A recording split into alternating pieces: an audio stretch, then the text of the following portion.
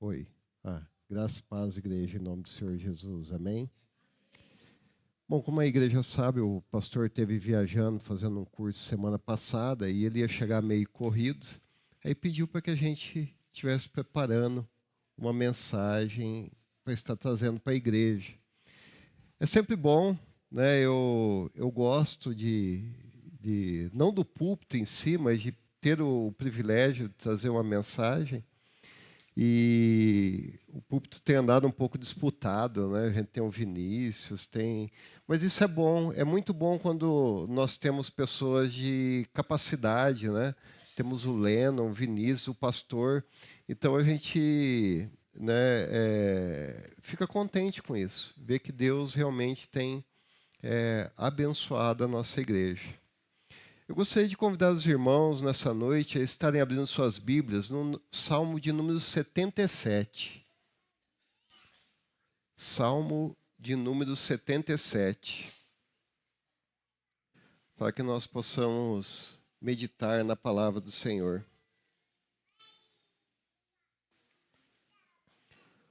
Salmo 77. Todos acharam? Amém? Vamos estar lendo então a palavra do Senhor.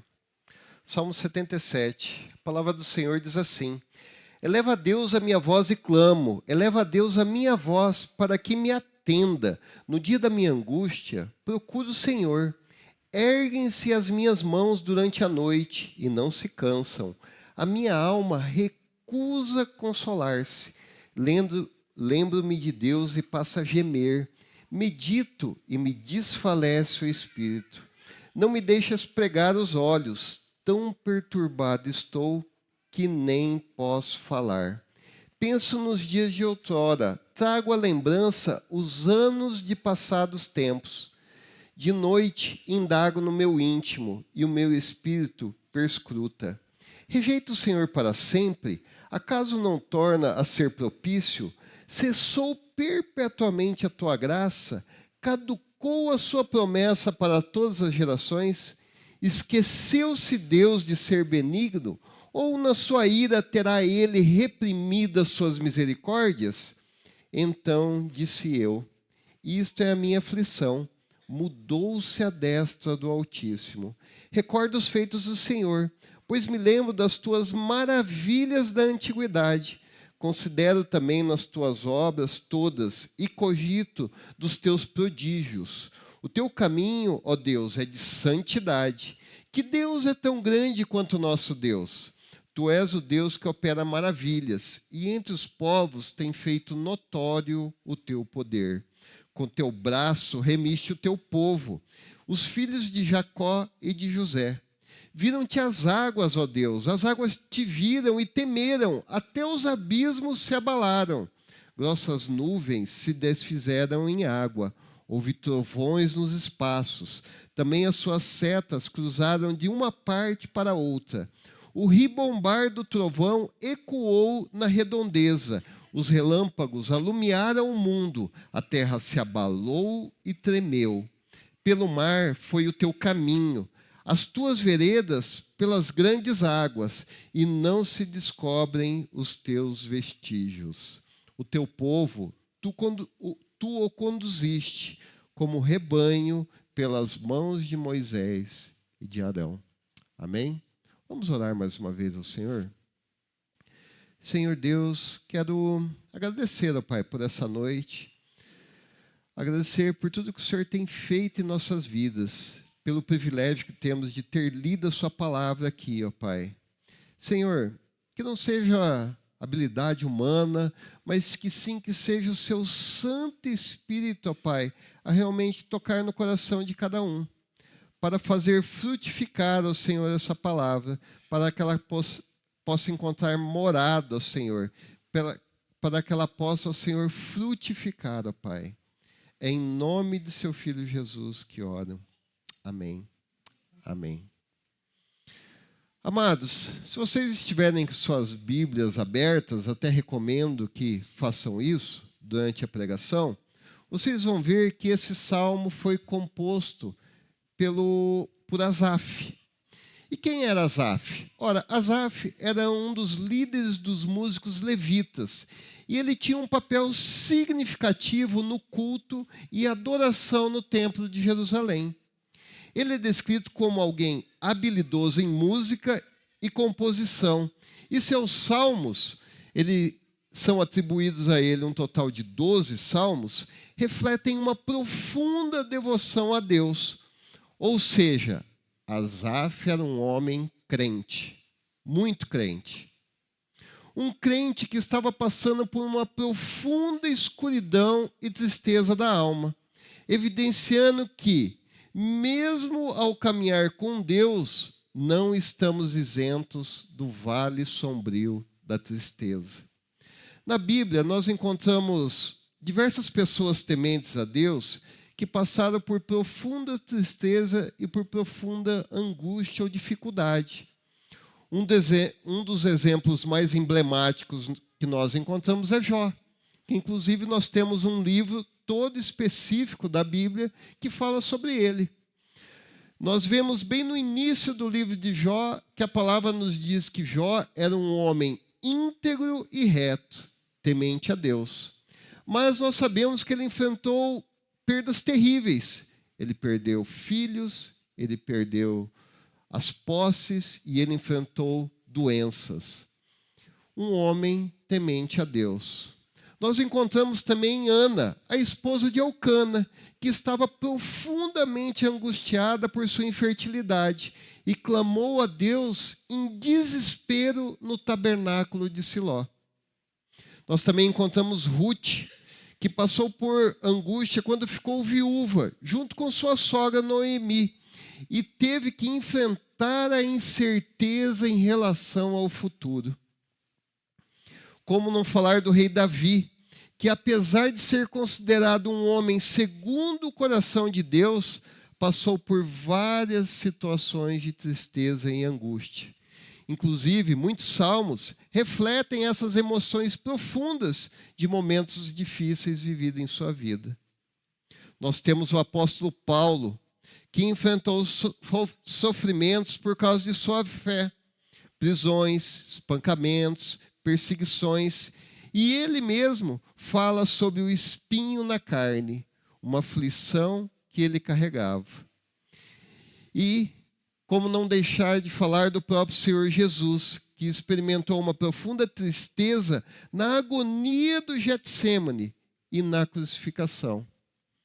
Amados, todos esses exemplos comprovam que a fé em Deus não isenta ninguém de enfrentar momentos de tristeza, de dor, de sofrimento. Então, nós temos esse salmo, composto por um homem crente, cuja primeira parte desse salmo relata uma tristeza tão profunda que ele sente a sua alma sendo esmagada. Não sabemos ao certo o que afligia. O salmo não nos deixa claro isso.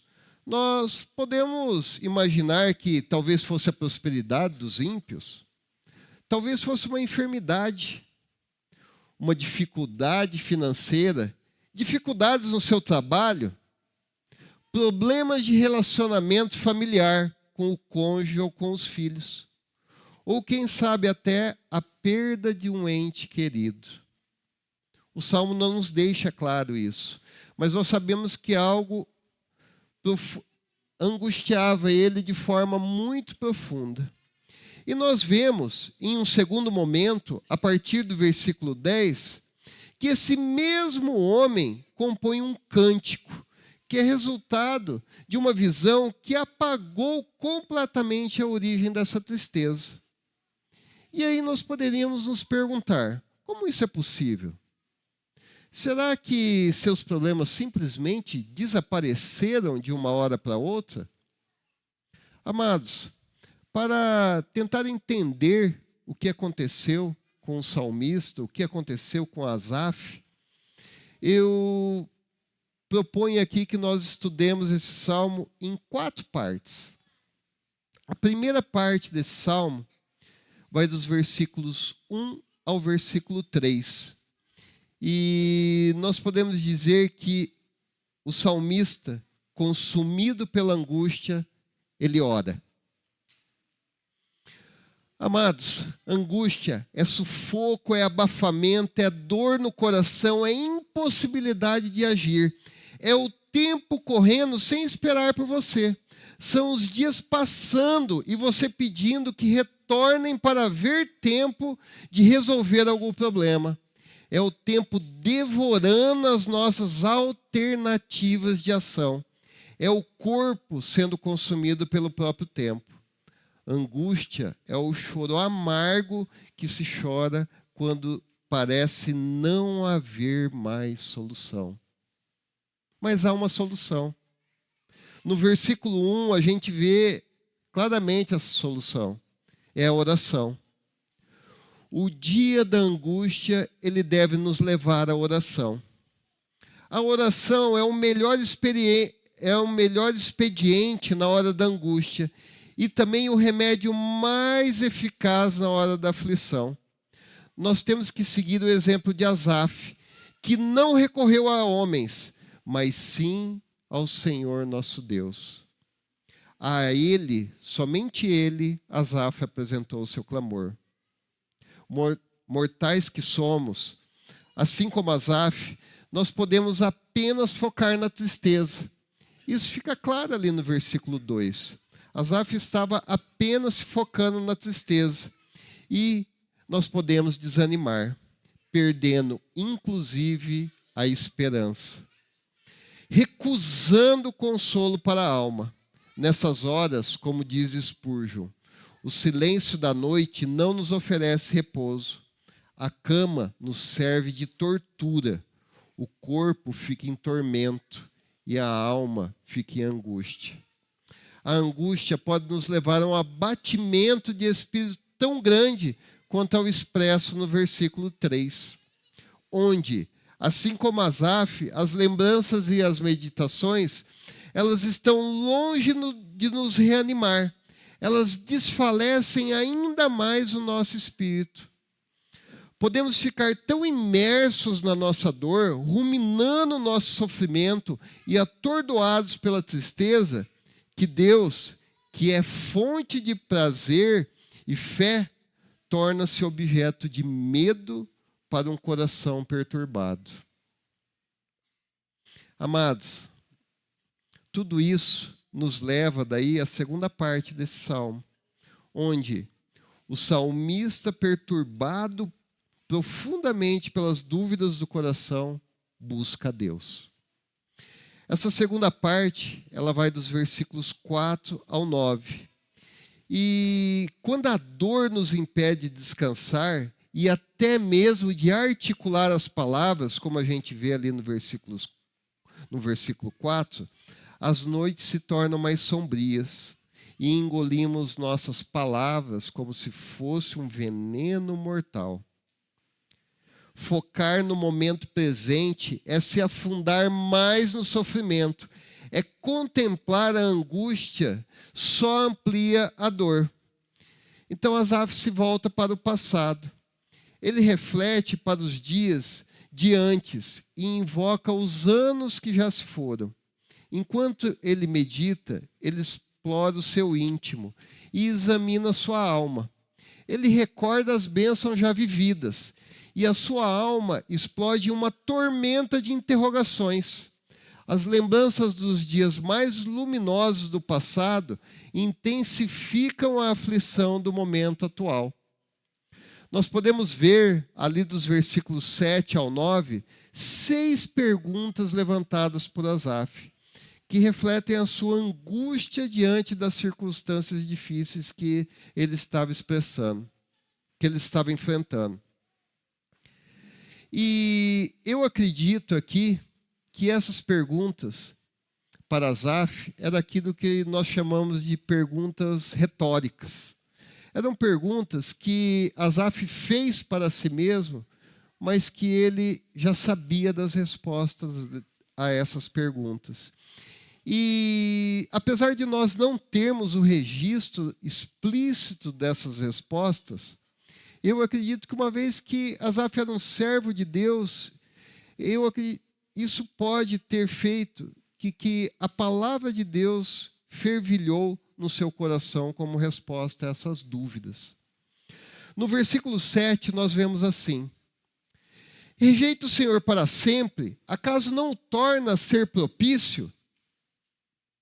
Pois o Senhor não rejeitará para sempre, mas ainda que entristeça alguém, usará de compaixão, segundo a grandeza de suas misericórdias. Lamentações 3, de 31 a 32. Rasgai o vosso coração, e não as vossas vestes, e convertei-vos ao Senhor vosso Deus, porque Ele é misericordioso e compassivo, e tardio em irar-se, e grande em benignidade, e se arrepende do mal. Joel 2:13. Então a resposta, amado, a essas duas perguntas é não. O Senhor não rejeita para sempre.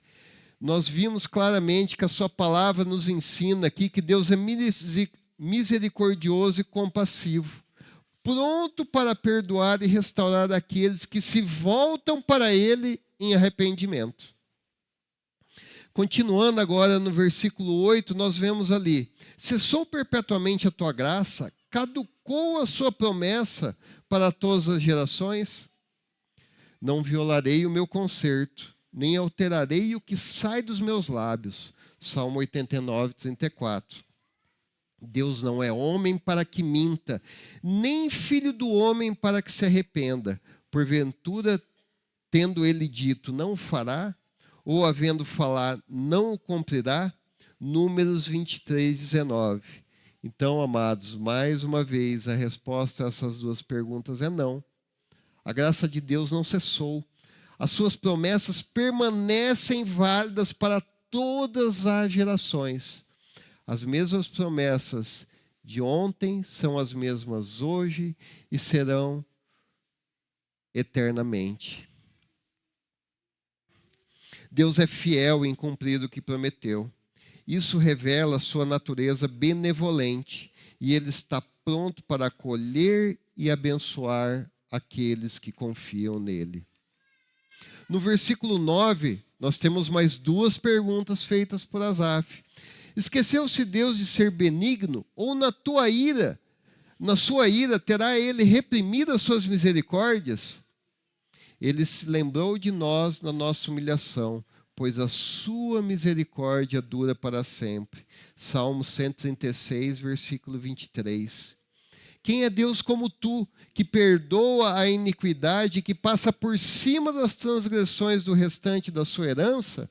Ele não retém a sua ira para sempre, porque tem prazer na benignidade. Miqueias 7:18. Então, amados, nós temos novamente que a resposta a essas duas perguntas é não. Deus não se esqueceu de ser benigno. A sua ira não anula as suas misericórdias. Embora possa haver momentos de disciplina, a sua bondade e misericórdia permanecem presentes. Apesar das dificuldades e das dúvidas que possam surgir em nossos corações, Deus permanece fiel e o seu amor é constante. Amados, nós vimos aqui que todas essas respostas foram baseadas em passagens bíblicas. Elas nos trazem conforto e uma perspectiva diante das dúvidas e das preocupações que a vida nos dá, ressaltando características importantes de Deus. Eu não sei se você reparou nisso, mas nós conseguimos ver a misericórdia, o perdão, a graça e o favor, a fidelidade e o constante amor de Deus, as promessas eternas, a benignidade e a sua misericórdia, a disciplina e a restauração, através de seu Filho Jesus, o único caminho até o Pai.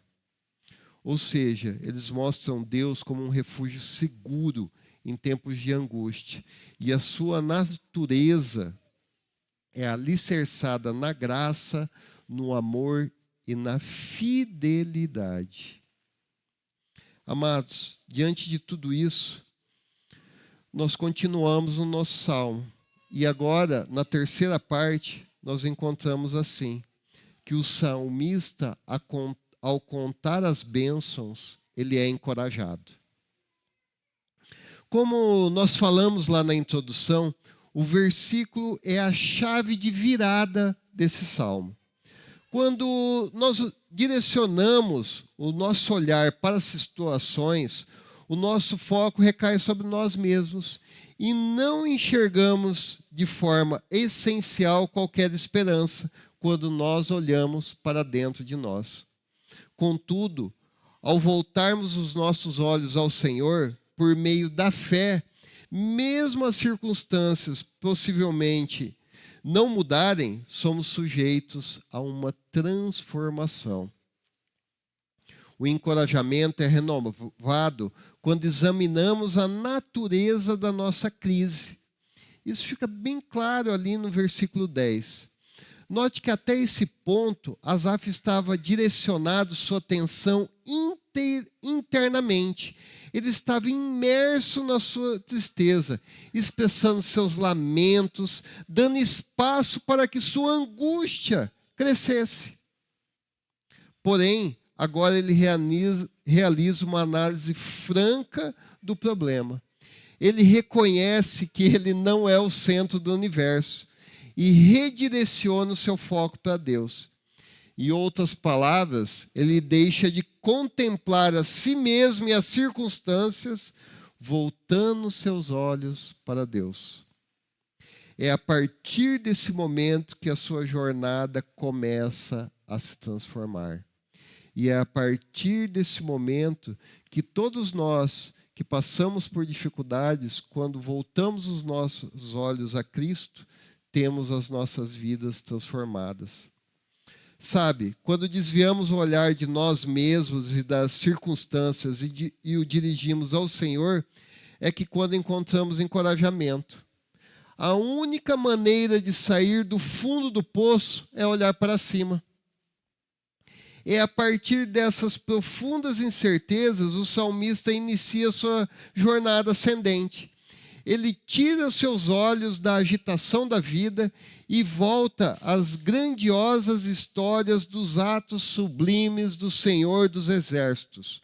Isso ocorre porque o Senhor é imutável e age em favor dos seus servos.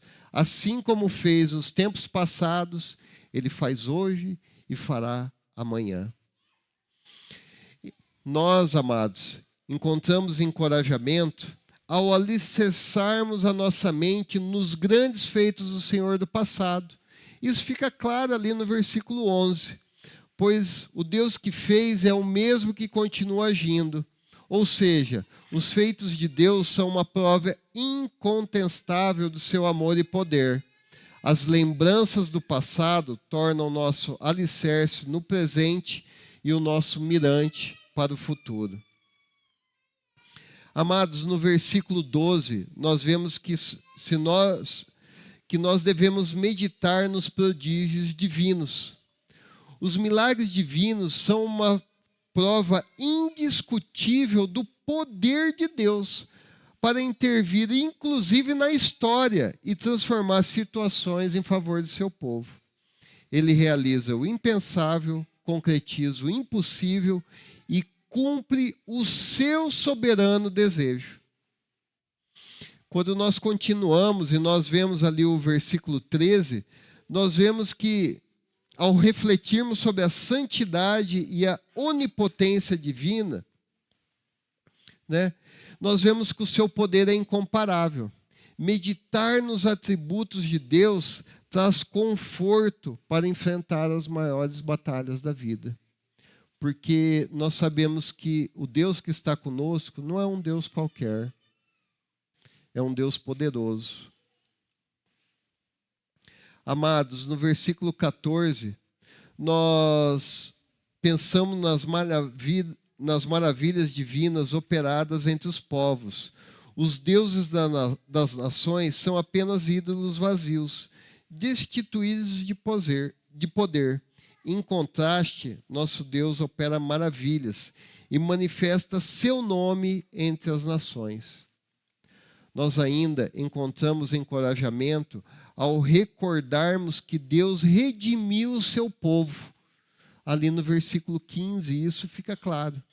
Nós vemos que ele libertou Israel com mão poderosa da amarga escravidão do Egito.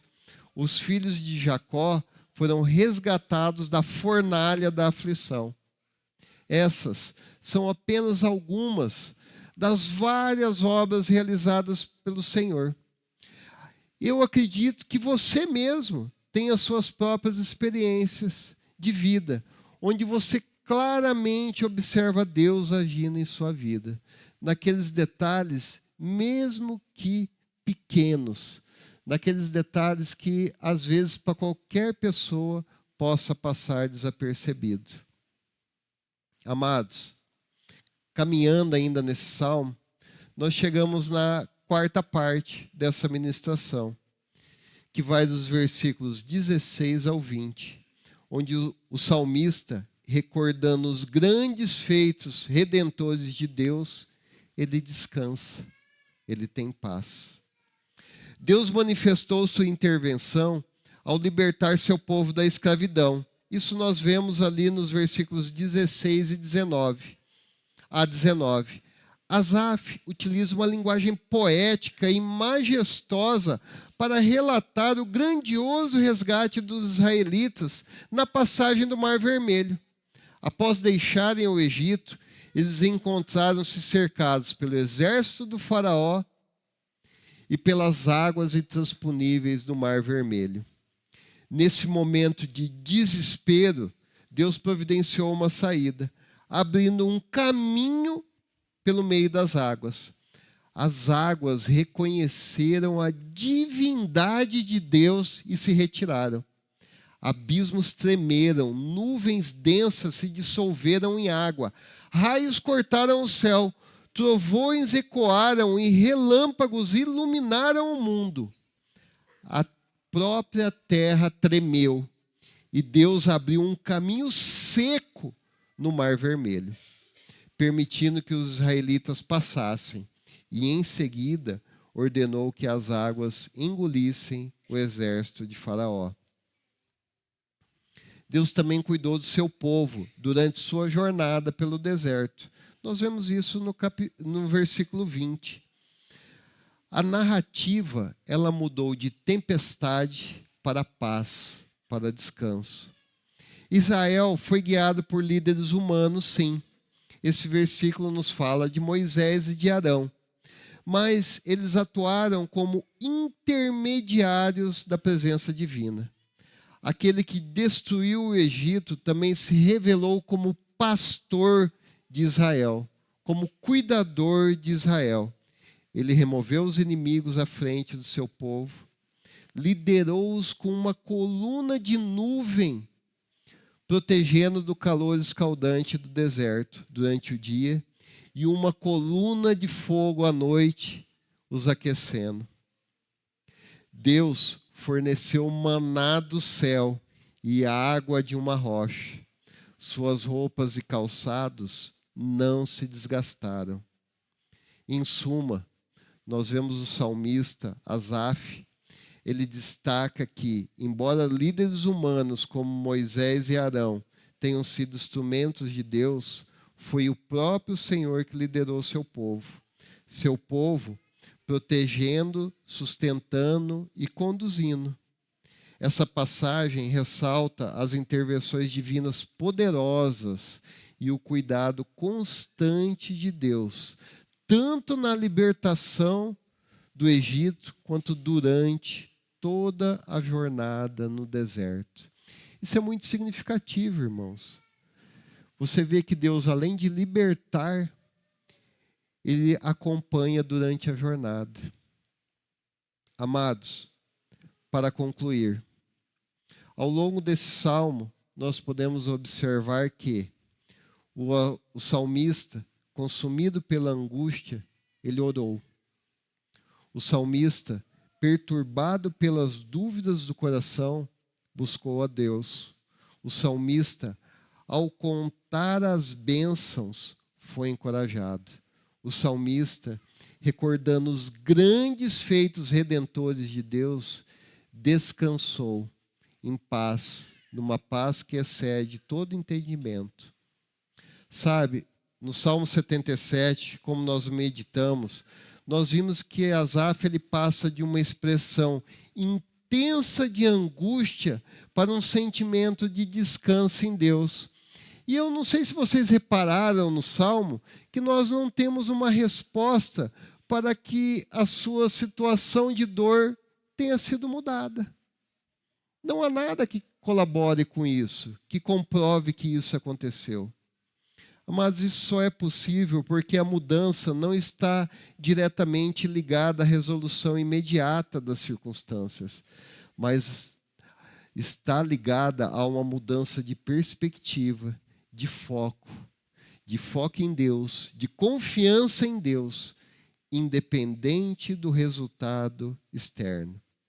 Por isso, não desanimamos, embora exteriormente estejamos a desgastarmos, interiormente estamos sendo renovados, dia após dia, pois os nossos sofrimentos leves e momentâneos estão produzindo para nós glória eterna, que pesa mais do que todos eles. Assim, fixamos os olhos não naquilo que se vê, mas do que não se vê, pois o que se vê é transitório, mas o que não se vê é eterno. 2 Coríntios 4, de 16 a 18. Amados, uma mudança de perspectiva e confiança em Deus nos traz paz e descanso. Independente das circunstâncias externas terem mudado ou não. Asaf encontrou essa transformação de coração ao concentrar-se em Deus, ao concentrar-se na natureza de Deus, na sua santidade, na sua glória, o que permitiu que ele descansasse, mesmo em meio à dor não resolvida. Jesus Cristo é a encarnação do amor e misericórdia de Deus.